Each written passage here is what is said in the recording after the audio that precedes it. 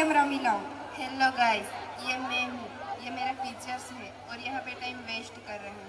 जुओ जुओ WhatsApp આવી રહ્યું છે। હેલો વોટ્સઅપ ફ્રેન્ડ્સ, તમે મને ઓળખ્યો? હું વોટ્સઅપ આખી દુનિયા મારી મુઠ્ઠીમાં છે। નાના બાળકો, યુવાનો અને વૃદ્ધો બધા મારા દીવાના છે। સોશિયલ મીડિયાનો સર્વજ્ઞાતા ગૂગલ આવી રહ્યો છે। ગૂગલ નામ છે મારું, બધાને મદદ કરવાનું કામ છે મારું। હું એ બધું જાણું છું જેની જણ કદાચ ભગવાનને પણ ન હોય। અરે રીલ્સનો બાદશાહ ઇન્સ્ટાગ્રામ આવી રહ્યો છે।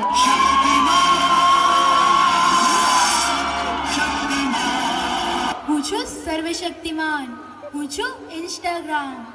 लोग हंसते और रोते हैं, लेकिन सुखी वही है जो इंस्टा की रील देख के सोते हैं। લોગનો કિંગ યુટ્યુબ આવી રહ્યો છે। અરે શું તમે મને ભૂલી ગયા? મજાક કરો છો? મારા વગર તો ફોન અધૂરો જ છે। શું તમને એક સવાલ પૂછું? મિલ્કને કહેવાય છે દૂધ, કડને કહેવાય છે દહીં, મારા સિવાય આપના દિલમાં બીજું તો કોઈ નહીં? સોશિયલ મીડિયાનો આરંભ જેનાથી થયો છે એ ફેસબુક આવી રહ્યો છે। फेसबुक नाम समझ के फ्लावर समझे क्या?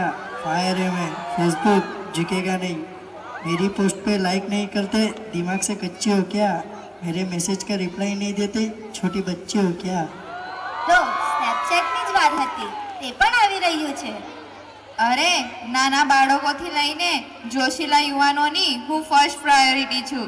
સવારે ઉઠતા સાથે અને રાતે સૂતા પહેલા મારા ફિલ્ટરનો ઉપયોગ કરીને સ્નેપ મોકલવાનો આજકાલ ટ્રેન્ડ બની ગયો છે।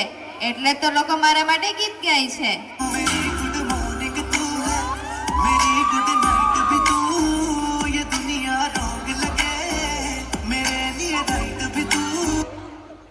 એ દિવસ દૂર નથી જ્યારે આખી દુનિયા અમારા ઈશારા પર કામ કરશે। તો ચાલો જોઈએ।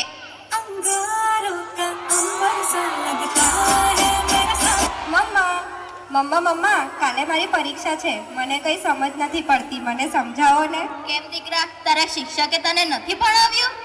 ભણાવ્યું હતું ને, પણ હું ભૂલી ગઈ છું। હું હમણાં ઘણી બિઝી છું, તું પપ્પાને જઈને પૂછી લે। ઓકે મમ્મા। પપ્પા પપ્પા પપ્પા કાલે મારી પરીક્ષા છે, મને કઈ સમજ નથી પડતી, મને સમજાવો ને। બેટા, આઈ એમ ઓલરેડી ગેટિંગ લેટ, મને ઓફિસ જવામાં મોડું થાય છે। હું તને સાંજે આવીને સમજાવીશ। ઓકે પપ્પા। મમ્મી પણ સમજાવવા તૈયાર નથી, પપ્પા પણ સમજાવવા તૈયાર નથી। પપ્પા આવે એટલી વાર હું જાતે જ કરી લઉં।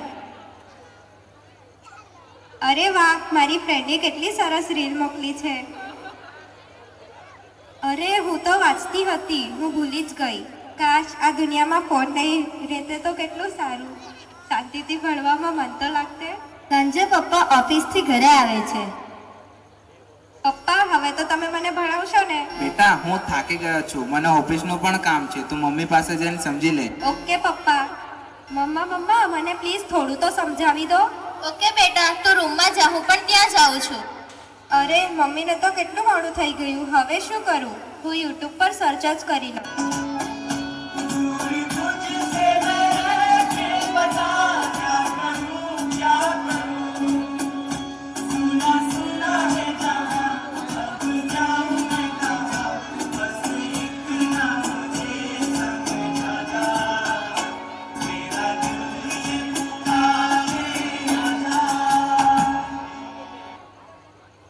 હું વોટ્સઅપ, તું મારી જાળમાં ફસાઈ ગઈ છે। હું સ્નેપચેટ, હું ઇન્સ્ટાગ્રામ। તું અમારો શિકાર બની ગઈ છે, અમારો નવો શિકાર। મમ્મા અરે બેટા, શું થયું તને? તું કશું બોલતી કેમ નથી? અરે સાંભળો, આપણી દીકરીને શું થઈ ગયું? તમે જલ્દી ડોક્ટરને ફોન કરો। આઈ એમ ધ્રુવ, એમ આઈ સ્પીકિંગ વિથ ડોક્ટર। મારી દીકરીને કંઈ થઈ ગયું છે, તમે જલ્દી આવશો? ભલે તમારા 5000 ફેસબુક ફ્રેન્ડ્સ હશે, પરંતુ એક પણ ફ્રેન્ડ તમને મદદ કરવા નહીં આવે। જુઓ, ગભરાવાની કે ચિંતા કરવાની બિલકુલ જરૂર નથી। સોશિયલ મીડિયાના વધારે ઉપયોગથી તમારી દીકરીની આવી સ્થિતિ થઈ ગઈ છે। તેને પ્રેમ અને લાગણીની જરૂર છે। તમે એને વધારે મોટિવેટ કરો, જેથી એની રિકવરી જલ્દી આવશે। આપણે મોબાઈલમાં એટલા રસપ્રદ થઈ ગયા કે આપણે આપણી દીકરીની સંભાળ જ ન રાખી શકીએ। આપણે એના ફેક ફ્રેન્ડ્સ કરતાં રિયલ ફ્રેન્ડ સાથે વધારે રાખીશું અને આપણે એને વધારે ટાઈમ આપીશું। મમ્મી પપ્પા ચાલો રમવા જઈએ।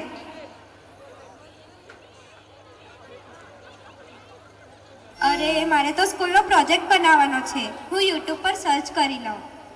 અરે બેટા, પ્રોજેક્ટ બનાવવા માટે મોબાઈલની શી જરૂર? હું તને મદદ કરીશ પ્રોજેક્ટ બનાવવા માટે.